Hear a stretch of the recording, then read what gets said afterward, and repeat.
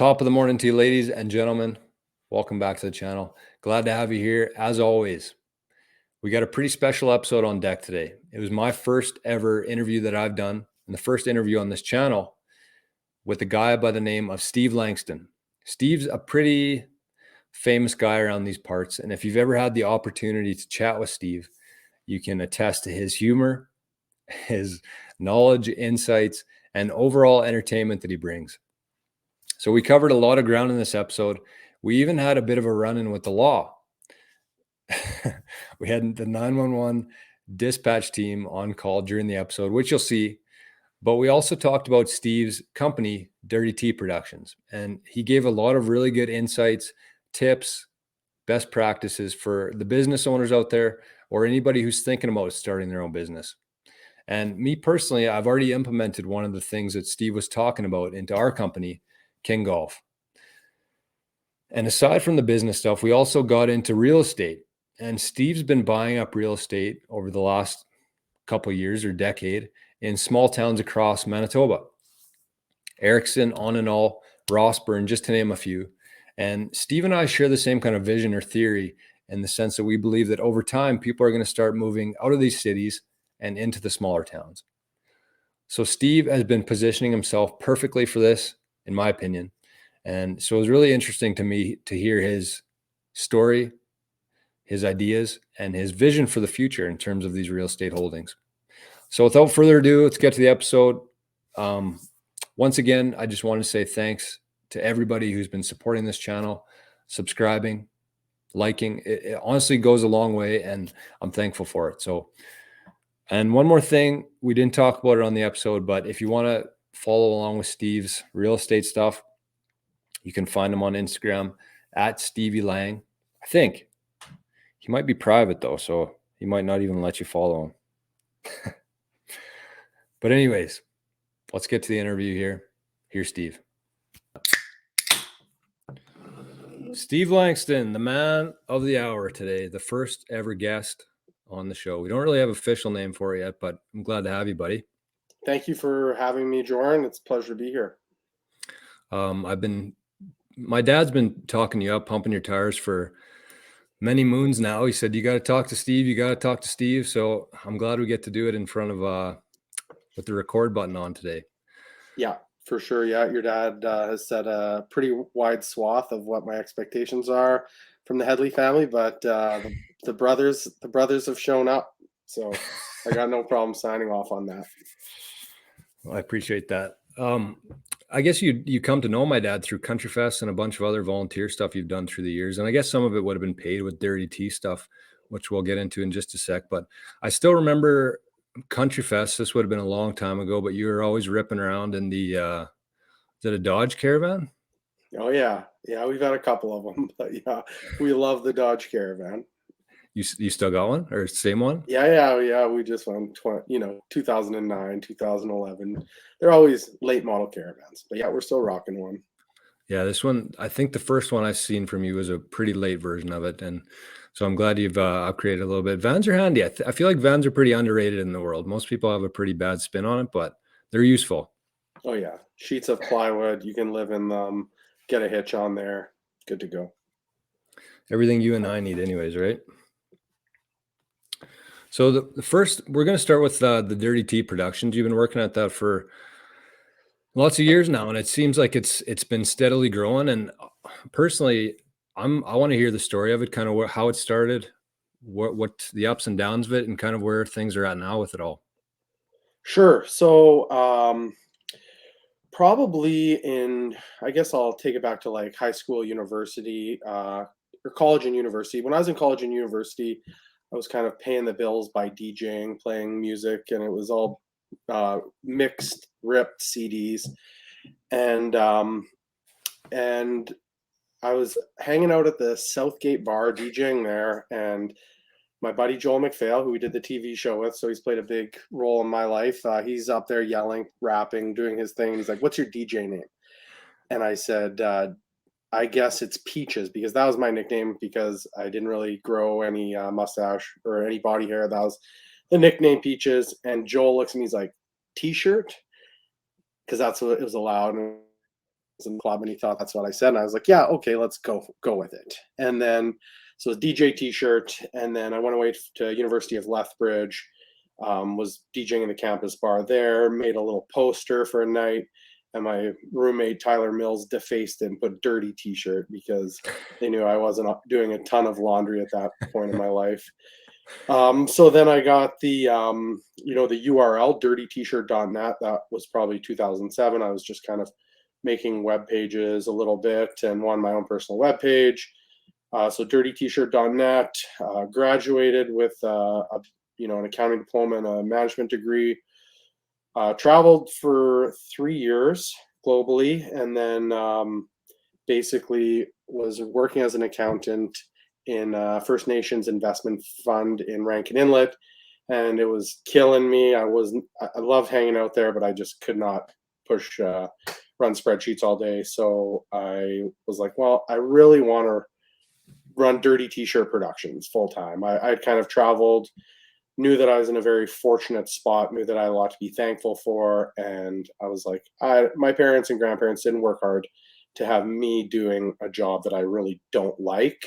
So I thought to myself, what do I really like doing? Well, the hours seem to fly when I'm like doing digital creation.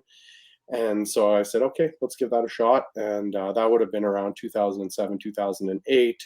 YouTube would have just been getting fired up. Facebook did not have video at that point. So it was very early as far as like the creators world would go. But, I started getting contracts right away and have kind of been at it for 14 years. It's wild to think that, but, I love what I do. I get to work with a lot of really great people, great clients, and then basically like marketing, but it's also business problem solving, right? When you're, something that might look like a marketing problem, maybe is something like completely different. So to have all these trusted clients that you get to know what they're up to, you get to basically BS with them and learn about their business, what their challenges are, and kind of like help out along the way. But the current state of the business is myself and one other person, an editor, and basically kind of travel around Western Canada, a lot in Manitoba, and make videos for people and other forms of digital marketing. And happy to be here and remind myself that it's a privilege every day. For sure. Oh, that's a great story, Steve. First A question good, is, a good sideline story. yeah, Uh, go ahead. I'm out on a construction site one time, and I'm flying my drone around for this cement company, and this guy comes around the corner and he looks at me. He's like, "Is this your job?" And I was like, "Yeah." And just then his boss comes around the corner and looks at him and is just like, "Shut the fuck up and get back to work." And that I Good think about reminder, that eh? often when I'm, providing perspective on my career. It is quite a bit of a different world, not really having to answer to anybody. I was meeting with an entrepreneur in Brandon yesterday, or a business guy, and there's lots of changes. It's new to me for sure. I've only been doing my own thing for about a year and a half now. But there's lots of excitement waking up every morning, not knowing that there's not a ceiling on what you can do that day. But the Mhm. scary thing, on the other hand, is there's also no floor. So if you're fucking the dog, then you're not going to get a whole lot of headwind going. So it's one thing to keep in mind. But we'll talk about all that a little bit later on. Do you ever do guest appearances at Southgate anymore?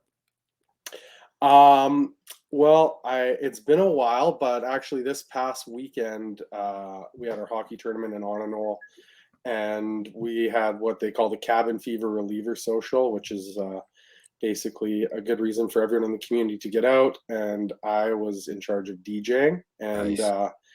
and it was basically the same crowd. It was like my peers, so people that I would have partied with at the Southgate 10 to 20 years ago. So it was great. Mixed it up through all the genres.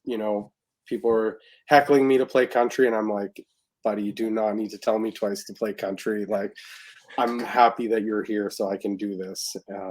So yeah, we still throw a few parties. That's awesome. Mhm. So did you have to come up with a playlist specific for that, or did you? Yeah. Yeah. I'm zipping through YouTube.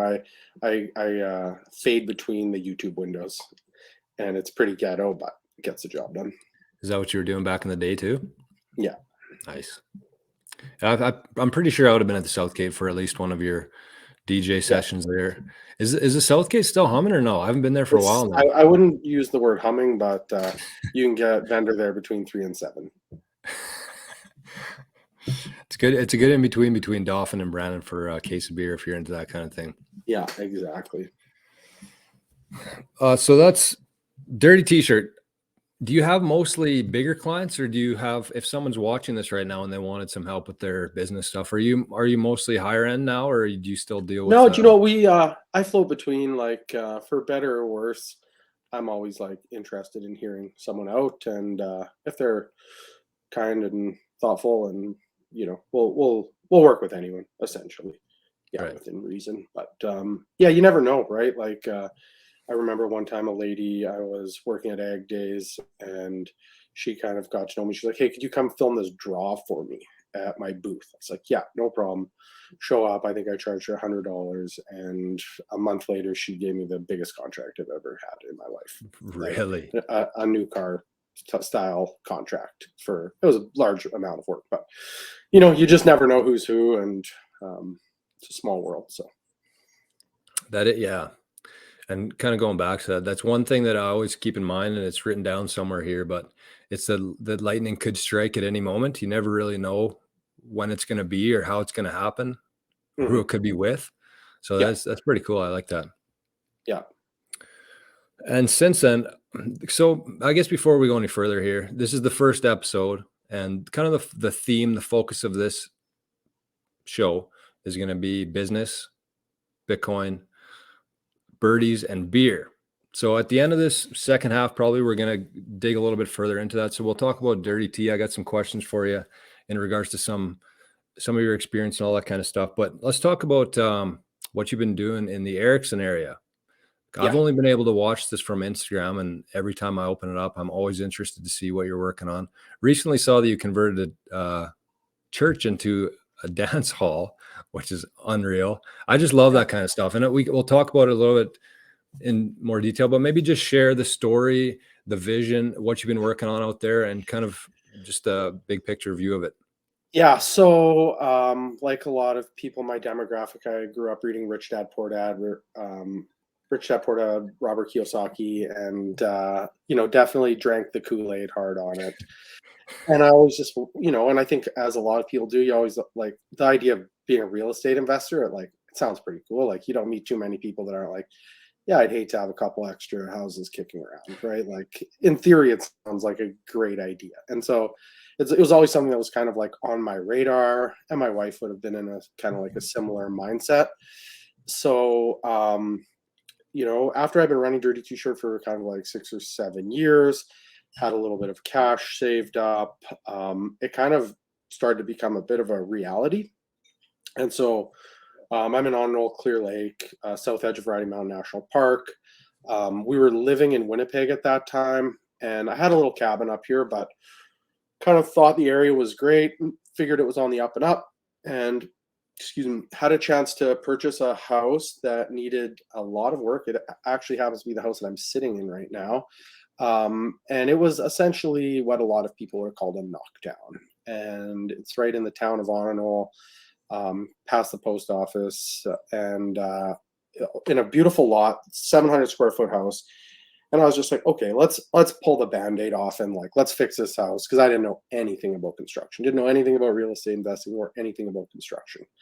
But through a little bit of consultation, it was kind of like, yeah, this place is savable, needs a good gut. So essentially, slapped the cash down and started beating the hell out of this house, and took it down to the studs, and basically, spent $100,000 essentially to fix it. And I really along the way, had no idea what was going on. Like, didn't have a hammer at that point in my life. But we essentially got it done, and it was pretty chaotic. But we got it done. Got someone to be a long-term renter right away, and put a mortgage on the place. Kind of got our money back, and started thinking, okay, this is very interesting. But right in the heart of Onanole, it's pretty expensive here. It didn't really make any money. Like, it just kind of broke even, and that was okay. So we thought, okay, let's go do it again. we went, did it again at another place, pretty much exact same numbers, exact same outcome. And I thought, okay, this is interesting, but like, how many more of these can we do if we're like kind of getting capital depleted, not really making money? Like, it was cool, but not scalable. And so my buddy, my neighbor Eric, who's another wild entrepreneur, and he was also from Winnipeg and also just kind of moved. And he just kept saying, we got to go to Erickson. We got to go to Erickson. And Erickson's 10 minutes south of here and very much part of the regional economy. And I was kind of negative. I was like, no, we don't want to go there, man. Like, horrible idea. Just telling him it was a bad idea. And because the main street was like in rough shape. There was like half empty. So when was this, Steve? What year? This would have been like 2017, not that long ago, 2017, 2018. And eventually I'm just like, okay, let's go look. Call the realtor. Let's go look at everything under 100,000. Went and toured the town, found a property that we really liked. It was like, cute as a bug. Needed shingles, but attached garage, ensuite washroom, and it was 76,000. And no, it was 80,000. We negotiated for 76. Bought it. Immediately got it rented, immediately cash flow positive. And we also had like a list of 8 people that called us saying, we'd love to rent this house off of you. And so at that point, we kind of established demand, took a good look at Erickson, which is a community I knew very well, looked at the main street, and it was basically busy, lots of traffic. The co-ops were investing. 10 minutes to the front door of the national park, little lake at the end of Main Street, just like a lot of things going for it. Neighboring First Nation, rolling river, and just in general, a really good little town with lots going on. So basically I had this moment where, in the past, I've like seen things in the world and not done anything. A couple of good examples was like when all the auto stocks crashed in 2009 in the great financial crisis. It was like they're at pennies, and I was just like, I know this is going good. I know this is like these are going back up. Didn't buy, and then was doing business with like a publicly traded company, and I knew they were going to get acquired. Everyone knew it, but I just didn't invest accordingly, right? And so you have those moments of clarity, and I was like, these houses are this town is massively underpriced. It just needs some investment and some enthusiasm. I knew it. And I was just like, okay, I'm not going to make that mistake again. I do not want to be 50 and sit looking back and being like, oh, I knew it. And so for me, it's all about having a good group of people around me that can basically validate my assumptions for me. So like I asked 10 people that I really respect. A lot of them told me I was crazy though, but at least we heard about it. And it was just kind of like incremental, buy one, buy another, and then kind of like right when I was kind of running out of money in the middle of the pandemic to keep going, SEBA showed up and cut another $60,000 check. And and then my brother-in-law, John the Hammer from Texas, calls me, and he is just like, he doesn't call and give me advice very much, but he's like, they're printing cash. Inflation is going to go bonkers. Get as much hard assets as you possibly can. And, rates were still super low. So basically took that back to the market and was able to put together, I guess, a pretty nice little group of properties in rural Manitoba. What a transition that is from Winnipeg to Erickson to Onanole, I guess, hey? Yeah. Yeah, no, do you remember that? Do you remember that pretty well? Yeah, do you know what? It was weird because I was doing I would always come up here for summers. So then eventually making the jump. There's a little bit of like, I remember just being like, honey, we need a deep freeze because like it's 6 o'clock, I'm hungry, and like we got no food. So yeah, living in the middle of nowhere, stocking up on food is critical. It's a big change. I'm kind of going through it right now myself. This is my first winter out here. And same as you, I knew that, I spent my whole childhood up living at the lake here. So I knew how good it was in the summers, but we never came up here in the wintertime because the cabin's not winterized. Right. So it took me a couple of weeks at least to just get used to how quiet it is up here with no lake traffic. But one thing was the food and bringing coolers into Brandon. And Rossburn has a co-op here, but it's, you still need to have something. It's not like being in the city where you can call, what's it called? Domino's. DoorDash or Uber Yeah. Eats or whatever it is. So you do, that's a key part of it. But And how did you end up in Rossman, Rossburn? well, this Family property, cabin and well, family cabin was here for, my grandpa built it. It was probably, I think it was the first cabin on the lake here, if I'm not mistaken. So we've been coming up here since we were young. Both grandparents are from Rossburn, and I love it here. And this property, my parents were kind of looking at the last couple of years, and just the timing of it, the situation, and just seemed right. So I haven't, I'm enjoying winters out here a lot more than I thought that I was going to, had envisioned originally.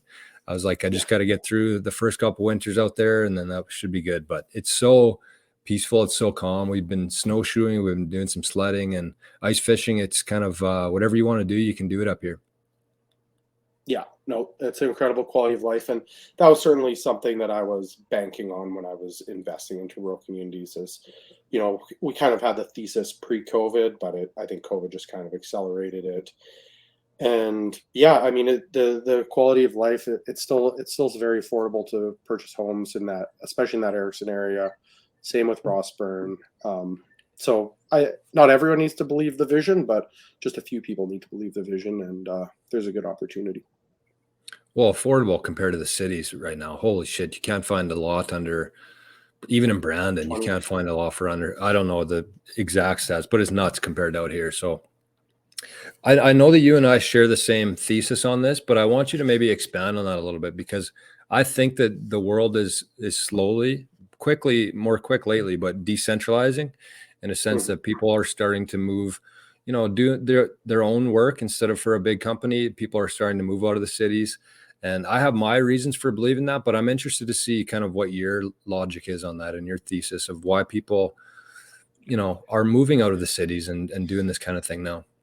Yeah, I think like number one, it's a hunt for quality of life, and on the quality of life scale, there's always kind of like time and money, right? And Hmm. you can be making $1 million, but if like all you do is work, and then it's like kind of not really a great quality of life.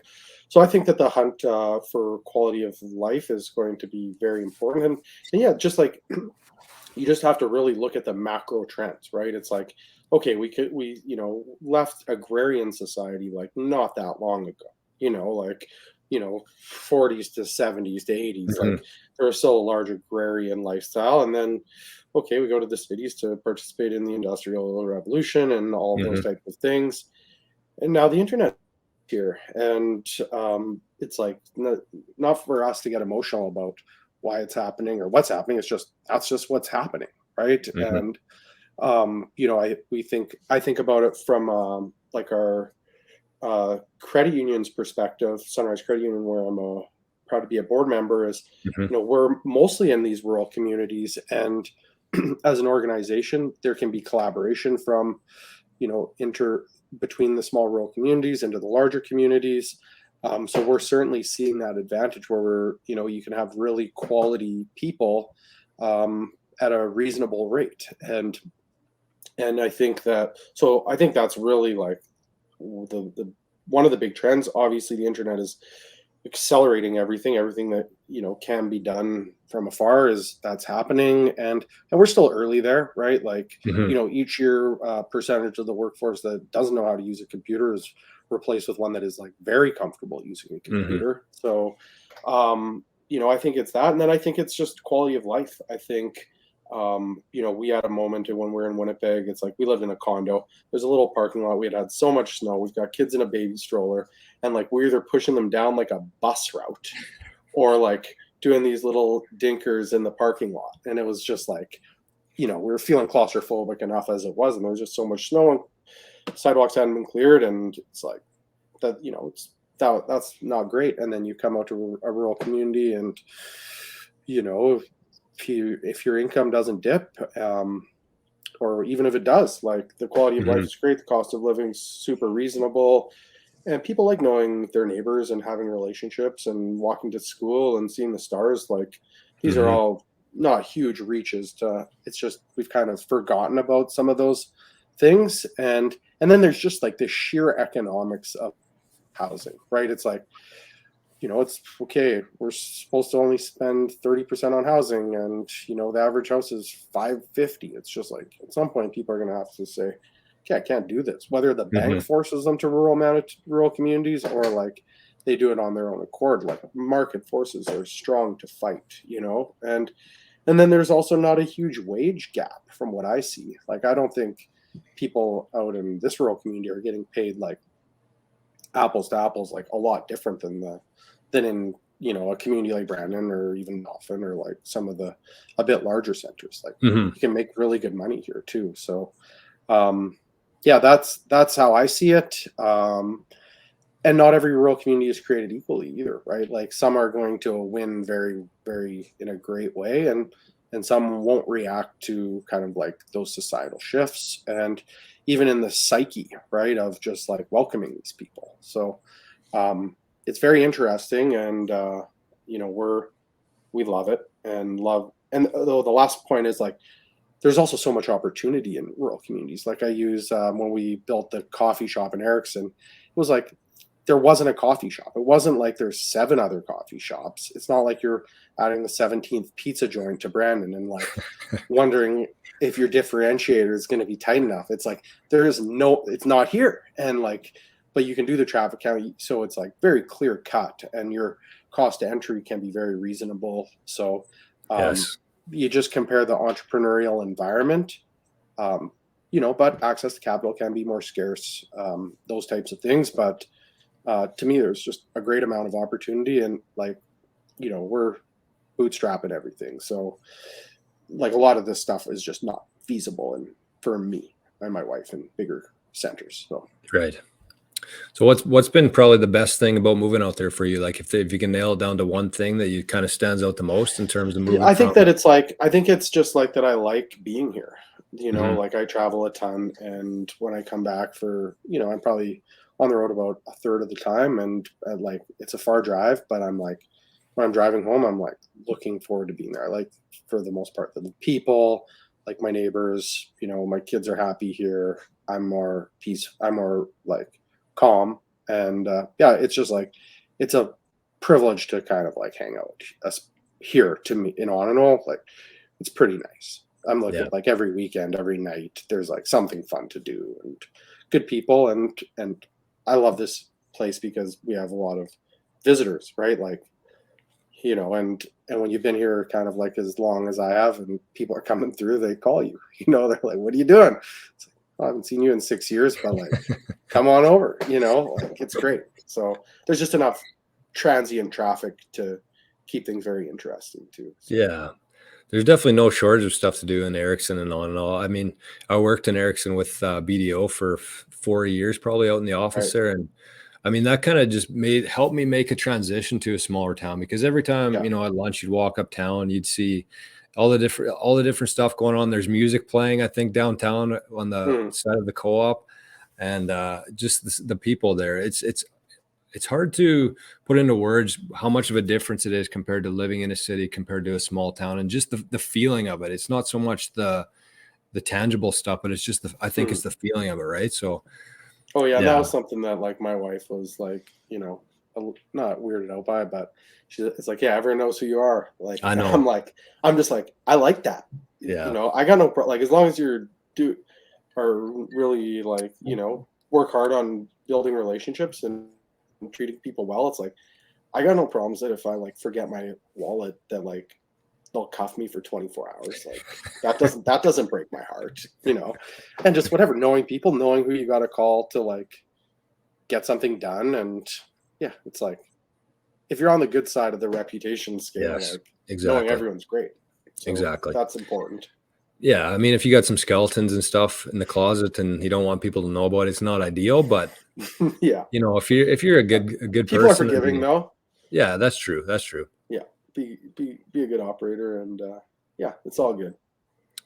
I was driving home. I was in Brandon yesterday, and I was driving home, and I don't know if you saw the moon last night, but I was just kind of thinking. Usually, when if I was in Brandon or wherever it may be, I'd be Mm, driving home, rushing home, and to catch Jets game or whatever it may be. But I was driving home last night, and the moon was just like, it looked like it took up a quarter of the sky. So I just kind of pulled over and just stopped. And you don't really do things like that when you're busy in the race and all that kind of stuff in the city. Yeah. And there are moments like that where it reminds you what you're doing.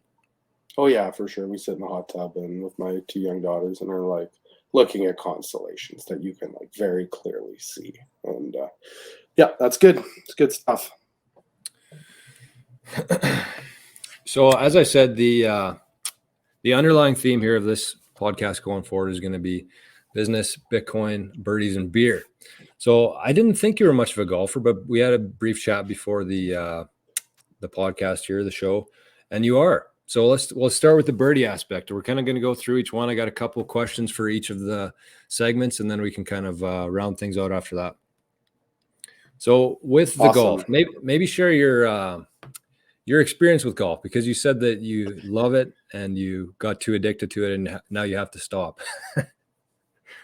Yeah. So basically, like, we grew up golfing, had memberships kind of like everywhere. I played a ton at Clear Lake, and me and my good friend Dale Sarna, we were just golfing a lot, like daily, basically getting obsessed, like getting the camcorder out to check out your stroke. And I was like, okay, I shot some, like, I got into the 70s. Like, it wasn't like it was horrible, but I kind of had a moment where I was just like, why am I practicing golf? Like, I am never going to be great at golf. Like, I can be okay at golf. And then somehow ended up playing my brother Rob, 3.5 years old. He's always been way better at me than golf. And we ended up playing each other in the Tamarack in like the final of the 11th flight. And I shut him down. I put a dagger through his heart on the 9th green and basically just grabbed my ball, scared, walked off to green, and was like, I don't need to play golf anymore. I beat my brother.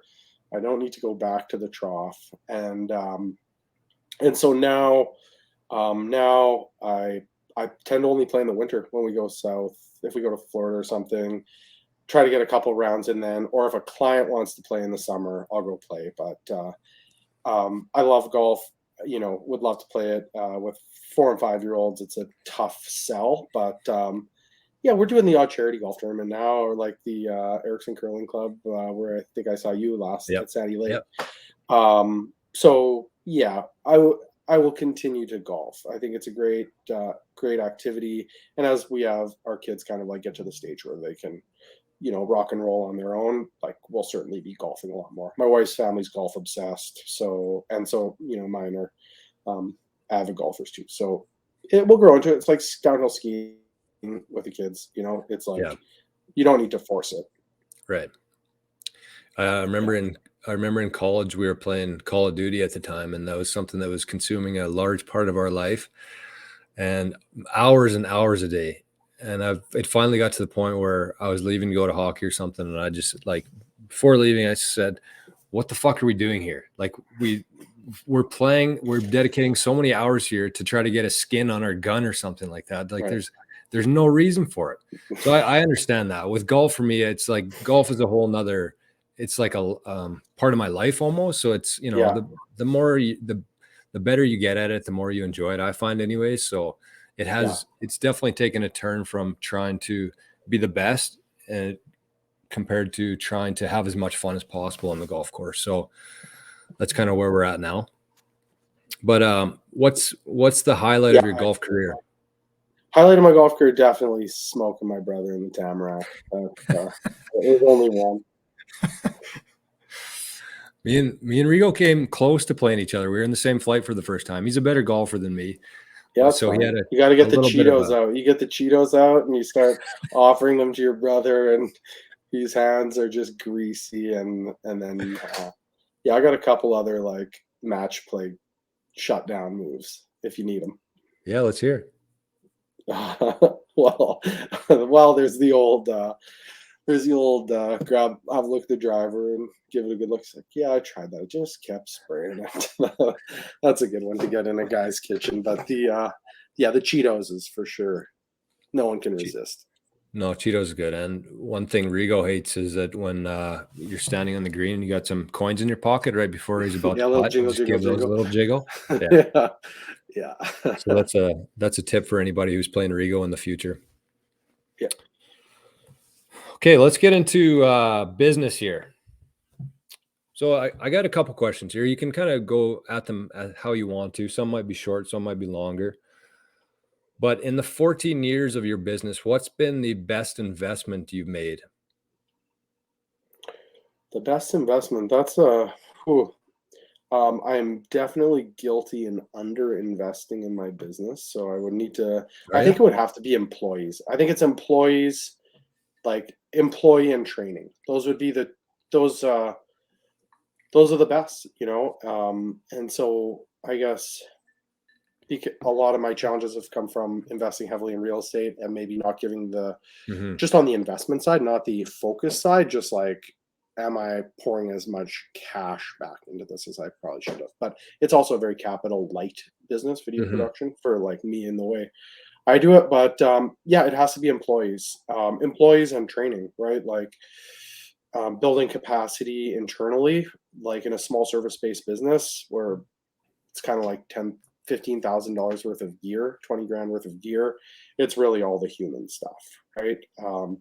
So that would definitely be it. I have a really good employee right now. She's helps a lot, like, but that didn't come like immediately, right? Like day Mm-hmm. one, there's a lot to learn, and you're stopping your day, and that's not something I'm great at. But to spend that half an hour or that hour or whatever that is, like, we try to do something that's like, I watch her edit for 15 minutes, she watches me edit for 15 minutes. Because like when you're editing, especially because I'm not like formally trained, you kind of just Mm-hmm. like have your ways of doing things within Premiere Pro, but like Mm-hmm. sometimes it's not the most efficient, or you're not thinking of like the other ways that it's can integrate. But then there's lots of times that my employee will tell me, should be like, oh, do you know you can do it like this? And so I think watching each other work, like, because although we live close by, we don't work in the same office really. So I think spending time advancing your employees, Mm-hmm. caring for your staff. I have a small uh, team, but there's like I just file it under management. There's a big delta on good management, and it's not something that I've always been great at. I've been like a really bad manager, and I've gotten a lot better. Like when I started, it was just like ignore the problem until it went away, or like whatever. And it's tough after you're working. But now just knowing what humans want some feedback. They don't want too much feedback. Reading the situation, reading your employee, trying to find what motivates them. So yeah, just because of the nature of my two businesses, I would definitely say that personnel, HR, training are all the best investments you can make. Right. I mean, you say you underinvested in the business, but I would argue that real estate kind of is part of your It is. Steve Langston business, right? It So is. is there Yeah. anything that you would have allocated your resources to had you not purchased another house or something like that? Like, is there anything you wish you would have bought for the business? No, No. I love being a rural real estate investor. Like I'm fine with flagging myself as an addict. Like, I was telling everyone that would listen, like, we're done. Like, no more. This is getting ridiculous. Don't let me buy another place. And then you're like searching Kijiji with the word Rossburn to like see if anything is going down, or running through Facebook Marketplace, or just driving and looking. Like, Mhm. once it's in your blood, it is very difficult to get out. And you're an optimist, and you see opportunity, and you think you're good at it. So it's a difficult one to shut down, but I certainly have no regrets. So what's the plan then for like, what's your vision for the next, say, 5, 10 years? Do you want to keep growing, or do you want to just manage what you got, So or do you have a plan? I've got I have some interesting visions for the next 10 years. So I turned 40 in 10 months, and that's always kind of been a bit of a Marker? one of those dates, like a target Yeah. date, and I really kind of originally was like, oh, yeah, my goal was always that there would be less chaos and I'd have more autonomy by the Mhm. time I turned 40. And so, what I'm thinking about over the next 2 years or 10 years, which will really be 2 years, is kind of three things. Um, I want to basically grow a career as influencer or speaker or thought leader on revitalizing rural communities. So I'm Love that. currently writing a book about that right now that I got started on about a month ago. Building some good relationships within that space, and there's some things going on that are going to be really good moving forward. So I'm really looking forward to that. Like, I think it's such a unique topic, and I think that people really want to know about it. People care about their small communities, but there's a gap in between. Like, I want my community to be better, and how do I do it? And we know there's conventional ways, volunteering and like just Mhm. being really proud, but there's some other kind of like I call them like real estate power moves to be made if you want to like really turn around the small town, right? Mhm. Because to like sit around and hope that the investors will come is a bit gutsy. Like, it could happen, but also, who better to invest and care for your small town than someone who like is on the streets every day, has that long term mentality, like you're gonna do the right thing for the long term as opposed to the short term. So Mhm. um, I really want to I want to consult and work with communities and investors, and also be a public speaker in the small town rural investment space. So that's the first thing. The second thing will be to continue to like grow the rural real estate portfolio. I'm going to be kind of changing things up and working with a partner moving forward, which is very new for me, but a capital partner essentially.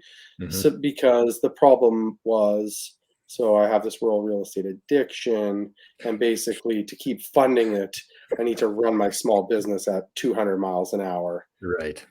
And so it creates this, it's been good. It's worked great. I have no regrets to date, but I'm like, I need to protect myself from myself. And but think I still see lots of value in rural Manitoba. I see lots of opportunity. So basically, by bringing on a capital partner, it will smooth over some of those big financial like gulps, and essentially make a little bit less, own less, but basically do it with more backing. Right. And I'm really excited about that, because for me, it like really isn't about the money. Like, money's cool, but like I'm doing this because I like think it's awesome and it's Mhm. fun. And the one like big, the one really challenging thing about being a real estate investor in general is like, I saw a tweet. It's like every real estate guy has less cash than you think. Like, Oh, yeah. Oh, yeah. you're pinned, right? Like, you're scraping for down payments, and and in the end, no one at 60 regrets it, but in the short term, it add some gray hairs to the mix. Yes. So I'm hoping that that can get sorted out, and then yeah, continue to run Dirty T-shirt productions. Like, I do love that business. I love the people that I get to work with. Count many of my clients as like my very good friends. I like traveling to events. Like, there's a lot of like really good stuff there. Mhm. So hopefully, just cool that down a little bit, so I'm not running that thing 250 days a year. So probably just focusing on, you know, it, culling.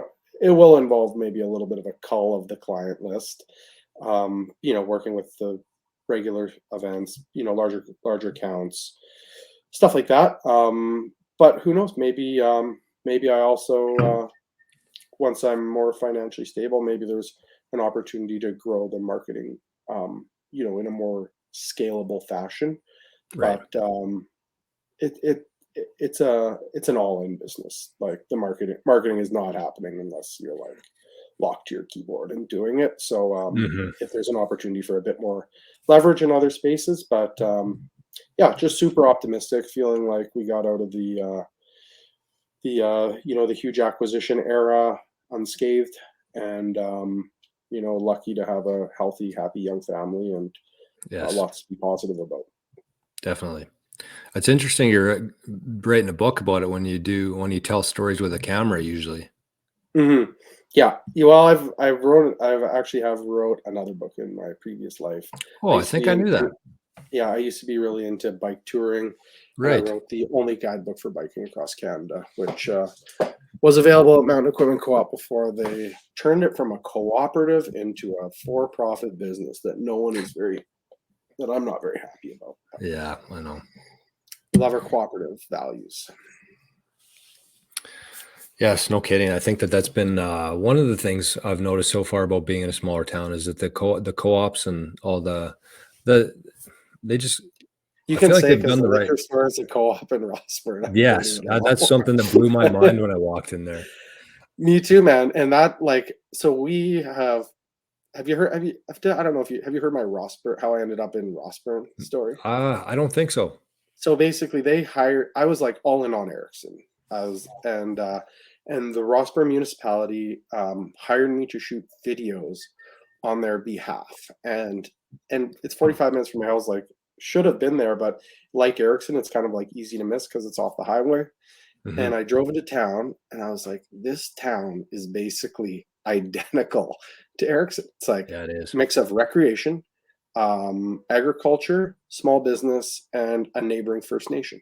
It's Mhm. like virtually identical, except it has two Chinese food restaurants. So I immediately fired up the Realtor app, and I was like, holy cow. Like there was the one house that I ended up buying was cute little house, maintenance free exterior, um, two bedrooms with a little loft upstairs, and the inside was like paneling and carpet, but it was 33, I think it was 37,000, and it was like someone was living in it. It was like pretty nice, and I was just like, I have to buy this.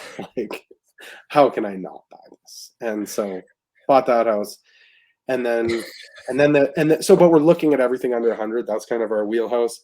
Right. And I did not want to buy two, but we're walking out of this other house that was much nicer than the first one, and it was like 54 or something. And the realtor looks at me and she's like, yeah, there's actually another house on the property. She's like, but you won't be interested in that. And I'm like, lady, like, you know who you're talking to? Let's go see this other house. And the other house was like in pretty good shape. And On the same so lot. they amalgamated. It was like 50 by 150, and then another 50. So they were marketing it as a 150 by 150, but on the third lot there was a full-blown other house that, like, not perfect, was like a very, very good starting point. And it's like 54 for two houses on three lots. And Jesus. so I had to do it. And yeah, I had to go. No one wanted to and when I talk about lack of capital in our rural communities, uh, no one wanted to lend on those deals. My own credit union did not want to lend on them. The local credit Really? union did not want to lend on them. And from I from my credit union, I see why they would kind of like push back. It was at the end of a super long run, and they Mhm. don't have the branches, and it's kind of like maybe not.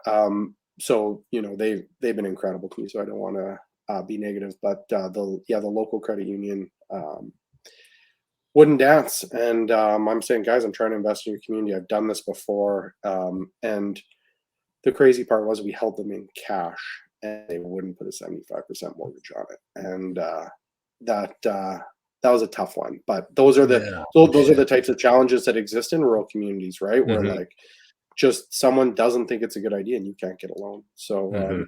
and if you're thinking of riskier and bigger things, access to capital can be a very challenging Yes. barrier to business, So despite the you end quality up of buying life. it? You end up getting that one? Yeah, yeah, we just found another guy.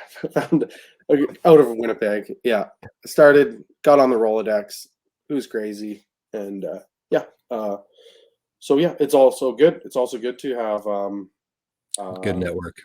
A good network of bankers. Yeah. Yeah, you don't want to only bring one person to the dance. And the guy that loaned in Rossburn, I chatted with him a couple days ago, and he's just like, "What kind of deals you got for us, buddy? Like, come on! I thought you said we were doing deals." I was like, Don't worry, I'm working on it, buddy. I was like, I haven't bought anything else. So, Well, yeah, that's good then. yeah, it's good to have a couple people at the party. Yeah, Rossburn's a great spot. And that, like I said, I've spent my entire life at the summers out here, just at the lake mostly. My grandma was in town, but it is Why very don't you buy a similar to house? Erickson. Why Pardon don't you me? buy a house? There's a house there to be bought. I don't have any money to buy a house. I need your Rolodex. Yeah, we'll hook you up. Yeah, all But good. I mean, you got a lake out here. There's a golf course. There's a rink that we played hockey in on 2 nights ago now, which blew my mind how well it was functioning. You have low expectations coming from a city, and just, that's just the mentality that you have, that everything will just be kind of half-ass out here, but it's completely the opposite of that. Yeah, So, great coffee shop in town. mhm. 2 Chinese restaurants, like, come on. Good hardware store, a couple auto 2 body of them, shops. 2 of them, hardware and lumber, like, it's good. I love the big shout out to Rossburn Home Hardware. I like those guys a lot. They're always, very good to deal with. Mhm. And then neighboring First Nation, that, just had has recently had a $300 million land claim that, is doing a lot of positive things for their economy. 3,000 people. Um, I don't know. And then a potash mine showing up like in the region in general. So Mhm. like, I'm bullish. Mhm. I saw a post on Instagram from a local realtor today that made me think that the market was definitely not going down. So That's good. feel the burn, baby. Okay, well, I got it. What's next here? What's something that you wish you would have started doing earlier as a Oh, business I guy? know. Pardon me? One word, accruing. Accruing. Yes, you know what that means. Basically, like what I didn't know is that you can pick up the phone, call your banker, and say, "Hey, I need a separate account. I need a GST remittance account. Uh, I need a property taxes account. I need an income tax account. I need all these things." I didn't know I didn't know you could do that until I was like 6 years into business. No one explained that to me, and there's so many things that I would have saved myself just so much time, energy, and anguish if I was just accruing things appropriately. And every small business owner's gone through this, where you think yes. everything's going great, and you're hit with a giant tax bill or a giant property Yes. tax bill that whatever it is. Um, and there's such an easy solution to that, which is just bring it over every month when it doesn't hurt, like Mhm. little pinpricks as opposed to the jugular cut. And certainly, when you're in if you're just running a digital marketing company and there's usually some cash kicking around, like those problems are less Right. are not as severe. But when you're in the real estate game and you're not accruing your property taxes appropriately, or any of these um, things that add up to big numbers very quickly, that is the number one advice I would give to someone who's like trying to follow anywhere close to my career path. Obviously, having like good accounting help, but like often those tips don't really come from your accountant, right? Mhm. They tend to not like tell you all those things, because I like my accountant, and maybe he told me and I didn't listen, but Yeah. It's one of like those things you that's the gotta number get. one piece of advice that I could give somebody. That's what I wish I did. That's great advice. And it is one of those things that you gotta touch the stove before you get burned and realize, um, yourself. But one thing that was coming to mind there when you were talking about was that I also think that, because it's something that I struggle with too. I'm not set up with that yet. I know that I need to be, because it is the PST comes out this time every year, and then the GST, and then the tax, and then I don't have property tax, but we carry inventory too, so you have to manage that as well in there.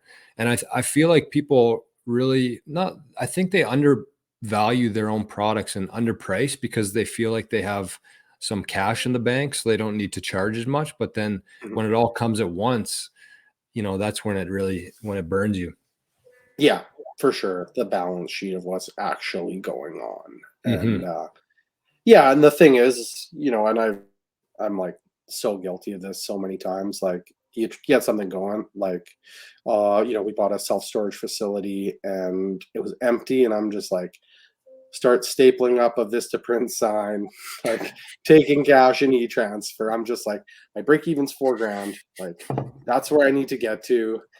I don't got time for this. Like all hell is breaking loose. It was a great deal. Right. And then like 2 years later, people are just like sending you the most random e-transfers. Like, it's like, what's going on? Right. But if you really have that mindset of growth and scalability, then you take those moments, but it's hard to find the balance, Yes. but like that's a challenge, is you don't want to spend too much time over sharpening the arrow. You want to start rocking and rolling. But yeah, it's the good entrepreneurs can switch those gears, and that's certainly something that I could have done differently. Yeah, it's probably one of those things that you just kind of learn as you progress. Because when you're starting a business, you want people to see your product. You want to make some sales. It's not top priority, but once you're 2 or 3 years in, probably, and you get a couple of those big bills in the mail, that's where you Touch the you stove, should be baby. doing it, I right? like that. I like that analogy. Yeah. Okay. So you've been in the business world for a long time now. What would you tell? And we talked about people kind of decentralizing themselves. Maybe instead of working for a big company, maybe they're just doing their own thing, working for a couple different companies, whatever that looks like.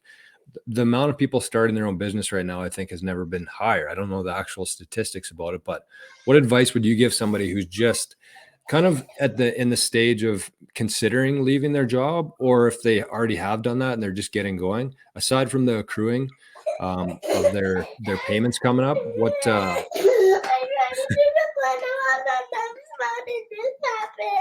Uh-oh. What happened? 911. Uh-oh. I'll just answer this real quick. Hello, I'm sorry. Hi, I'm sorry. That was my 4-year-old daughter accidentally pressed it. She's crying. Can you say hello to her and accept her apology? Hi, sorry. Sorry, Daddy. Hey, you made a mistake. It's not a big deal. There we go. Uh-huh. This is the chaos. Okay, you asked advice for. Oh yeah, I got this. Number one thing. The number one thing is like, are you truly ready to be an entrepreneur? Like, can you work? And I don't always do this, but like, can you work 60 hours a week? Like, if you need to, can you do that for 8 months? Can you do that for 3 years? Like, and it's not always even like you personally. It could be your like life situation, right? Like, so that's like, to me, like, quit the job. That's not necessarily like for a side hustle, but like, you can run a business at 40 hours a week. Like, you certainly can. But if you're going to be in the situation where you're undercapitalized, like, where you have aspirations to scale, like, just, I guess, really coming to terms with what the consequences of entrepreneurship are. Like, are you ready to put your health and your family and your relationships and like kind of like everything on the back burner to achieve this like one singular goal? So like, having the emotional intelligence to like know if that's for you, and it's not for a lot of people, right? Like, can you deal with your bank account going to zero? Can you deal with it going to minus 20K? Like, what will that do to you? How will you respond to that? So like, those are the first like things. But I also, on the other hand, say like, yeah, you can also still dip your toes in entrepreneurship without like eroding your life savings, right? So like, knowing where you're at on the risk quotient scale and making sure you're properly calibrated to that, right? Like, if you can't deal with chaos and risk, keep your job.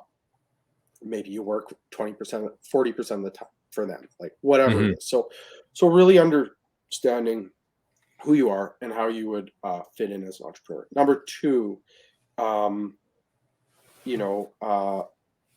be comfortable taking feedback. I think that's like one thing that if I had to like say what my superpower is like asking for, and number one, asking for feedback. I don't always take everyone's feedback, but like anytime I'm about to make like a considerable move in like any way, shape, or form, I've got 10 people and I just call them and be like, what do you guys think about this? And it's like, they'll give it to me straight. They know where I've come from. They know everything about it. So like they give me that feedback, and lots of times I don't take it, but I just do not want to get like 3 years out and be like, oh, why did no one mention like this gigantic risk that's like sitting right around the corner that everyone knew about, but I didn't, right? I want to hear about it first. I want to do my due diligence because I owe that to myself and my family. So if you're not comfortable taking that feedback, then not ideal. And then really from there, obviously there's a whole bunch of different businesses that you can start and styles of business, but like having the servant mentality, I think, is like very important. And knowing that like as a business owner, you are being paid a premium to solve someone else's problem, whether it's a self-actualization problem or it's I'm locked out of my car problem. Like pretty much across the board, you're there to do something for someone because you're better at it than they are. And whether it's making a product or doing something else, and I just don't think that you can lose sight of that. I think that a lot of people get caught up in like, I want to be an entrepreneur, but like ultimately you're there to serve. And, obviously you got to get paid for that, but like people love that, right? Like people love that, that humbleness and just approaching every situation, hopefully without like a gigantic ego, right? Like keep the ego out of it. You're there to make cash and achieve your goals, but like once you start doing stuff for ego and self-actualization in business, like it's over. Like you need to be stone cold, focused on serving, focused on the business goals, business outcomes, and like it's a very quick path into the ditch if you lose sight of that. So those are the things that I would think about. And then whatever. So yeah, surround yourself with people that can give you feedback and mentors, treat those relationships carefully, and then just go out and start trying to figure it out,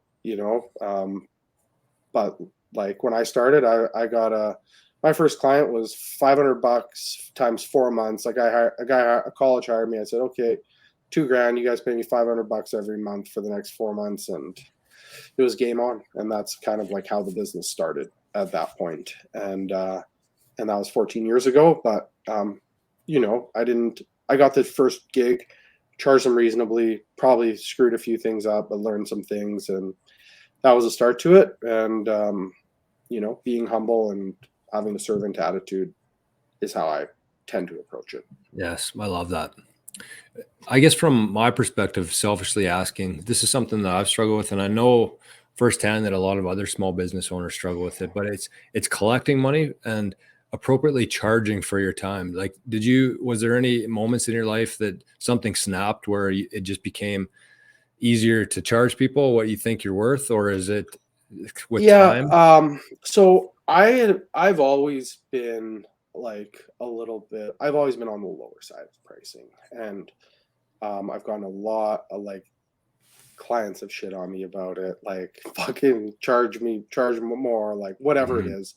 And I can acknowledge that, I guess, like scarcity bias in my head, but I also like, I think about these things like, if someone tells me, hey, you should be cranking up, it's like, this isn't something I'm like, well, that's a horrible idea. Like I give it a lot of analysis. And from my perspective, I would always rather be a very busy, in-demand video production company than being stumbling around your house wondering like what's going on, like where am I working this month. And like I've been at it for 13 years.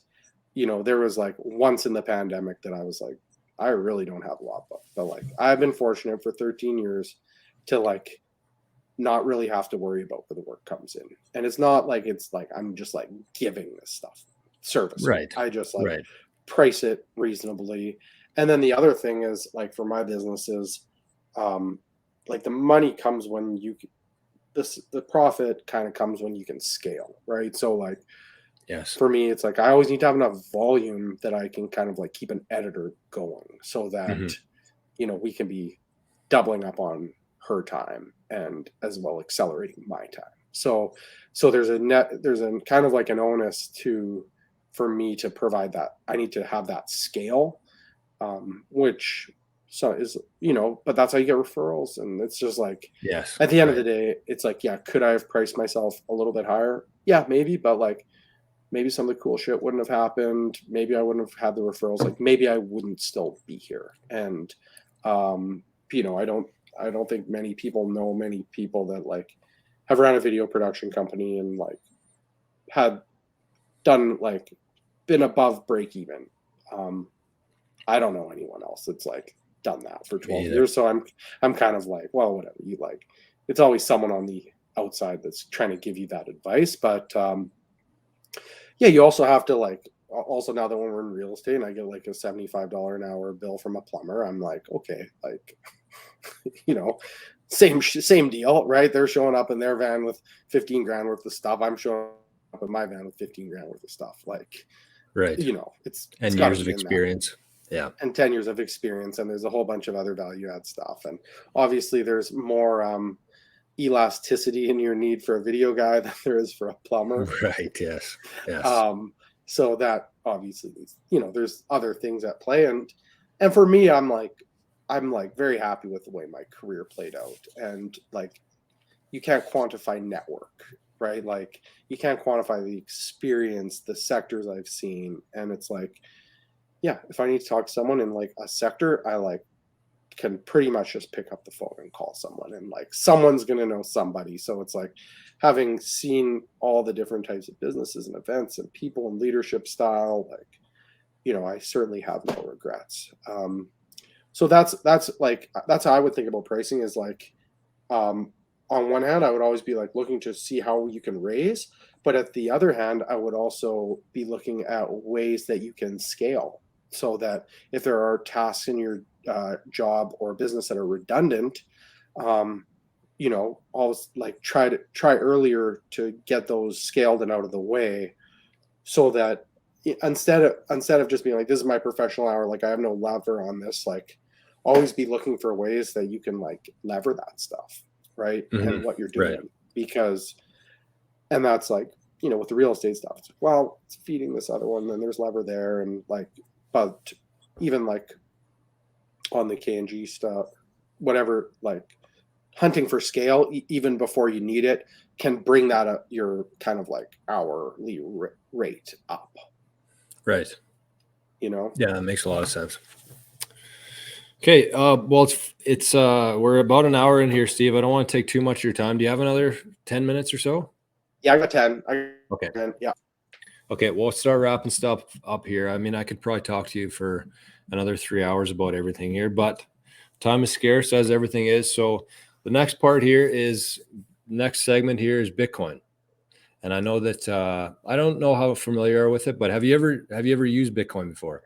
I have never used Bitcoin. So my favorite Bitcoin story that I have is someone tags me and my buddy Kendall on Twitter and it's like, are you guys investing in Bitcoin? If so, what coins are you holding? And Kendall's response was, is that a Western Canadian oil and gas stock? If not, no. And so that's I guess that's always been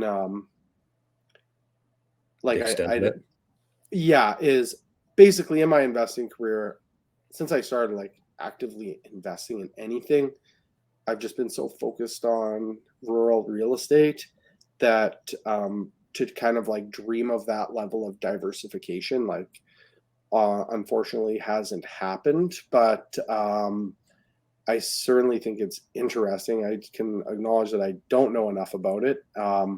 But I was going to ask you just like, what's your thoughts on it from an outsider's perspective, from somebody who's never used it before and just kind of taken in information probably secondhand for the most part? yeah, from my perspective, I look at it from a few different lenses. One is like this volatile market to be traded, right? Which is how most From people. that yeah, and then when I start thinking about the utility of it as a lubrication of decentralized investments and an ability for people to transact around the globe, obviously I like it, right? And I think I think that the Gary V NFT stuff, like, I get, like you said it yourself, you spent 10 hours hunting for a skin for your gun, right? So like, if the market tells you way they more like, than that. yeah, if the market tells you they like doing something, like, it's like your lizard brain was like, I need that skin on my gun, right? It's like, we don't need to think about too deeply about why you wanted it. It's just like you and all your buddies, that's how you behave, right? Yes. So that's the trend. And so like, yeah, it's always hard to find the balance between like the meta and the like Reality. I'm like replacing a rotten washroom because someone I know. actually needs to like hang out here. But I certainly can see a need for decoupling from currency. I do hold $1,500 worth of silver that my good friend Dale Sarna forced me to buy when we were 16 that I keep noting is still worth $1,400. Yeah, that's true. That's true. And he had a good reply. He said, that's the market price. But if you sell it, like, well, it's, imagine if we would have bought a dividend stock at that point. Like, right. But no, for sure.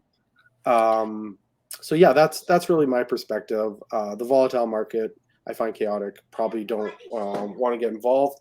But from a utility perspective, I think it makes a ton of sense. And I also have to have an air tag on everything because I lose everything. So there's a lot of responsibility that comes with it. I need someone to keep an eye on the wall. Maybe that's you. Yes. Yeah. The one thing about silver, like I love the aspects of silver. There's a lot of things that excite me about it, but the one thing about it is you can't send it from here to Africa in a second for cents on the dollar, right? So it's that's where kind of Bitcoin comes in. And if you have a phone around you, Steve, I want to do a little experiment here. Do you have? Okay, yeah, let's go. Okay, so head to the App Store and just type in Moon, MUUN, wallet. Okay. And you're just going to download that. It should take as long as it takes for an app to download. Yep. And then you should just have to create a PIN code quickly. And then I'll send you a couple Satoshis to see you can get your first amount of Bitcoin. That's heartwarming. I like it. I got no problems with that. Maybe get the kids one too. Yeah. They'll like it. I'm sure they'll be using it when they can when they know what money is. Maybe. So this Moon wallet, the Moon wallet's kind of cool because you don't actually have to put your name in there. You don't have to put your phone number, email address, nothing. Once you get the app there, are you on the main screen? Yeah. Okay, so click receive hit there. that receive button or what? Yep. And then click copy. Yeah. And then just paste that to me in the text. And I'll paste it into mine and send you a couple Satoshis. Get your first amount of Bitcoin. So be a historic could be a historic moment in your life. Actually, sorry, Steve, I lied to you there. Go back to the receive. And at the top there's Bitcoin and there's Lightning.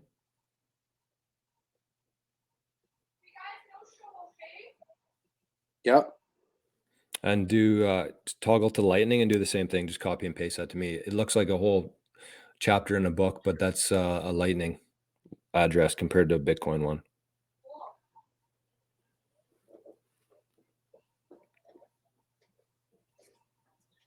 Hey, Mama, just chat with someone here. Oh yeah, right there. All right, Jordan. I don't know what it's doing. It says can enable notifications. Yeah, you just got to enable that for the lightning. Yeah, gotcha. And then you should just do the exact same thing there.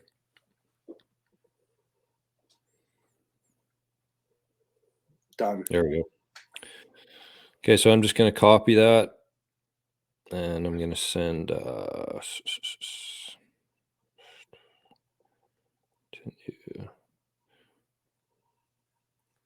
I'm going to fire over 5,000 sats here. I don't know what that is in today's $1.53 Killing it. worth of Canadian dollars. So Okay, well now you're my number. You're my top 3 friends in Rossburn. okay, so I'm about to press send here. You ready for it? Yeah. Okay, and she's sent. So let me know when you receive it.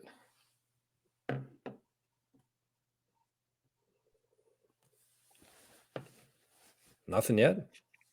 Nothing yet. Hopefully What? soon. It's supposed to be lightning fast here. Well, there it is. 1.53. There we go. Yeah. So we just sent some Satoshis, 5,000 Satoshis from Rossburn to Onanole in a couple seconds. But Yeah, love Steve is officially now, you can answer, if you're ever on a podcast again about Bitcoin, you can say, yes, you have used Bitcoin before. Yeah.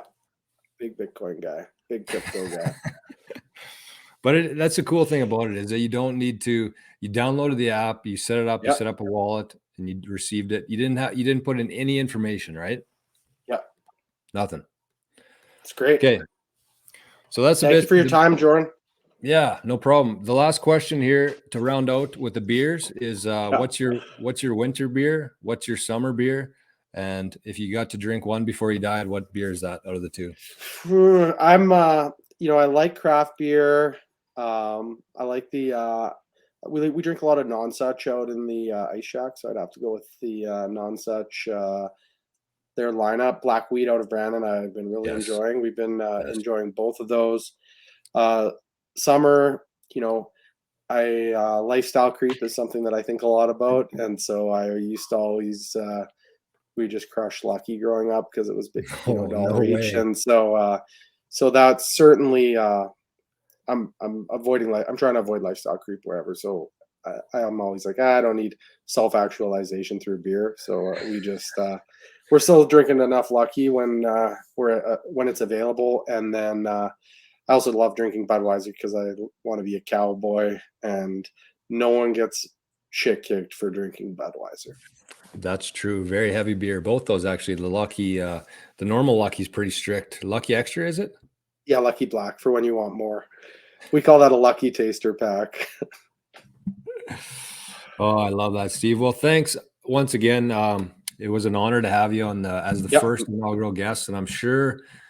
I mean, you embody what I want to have on this show. So I'm guessing, hopefully, if you're up for it, you'll be back in the future. But I'll update you with how my crypto project is going. No, Bitcoin, not crypto. Crypto's a swear word nowadays. You got to say Bitcoin. Okay. Yeah. Okay. Thanks, Steve. Appreciate it, buddy. Thanks, buddy. Appreciate it. Okay. We'll talk to you soon.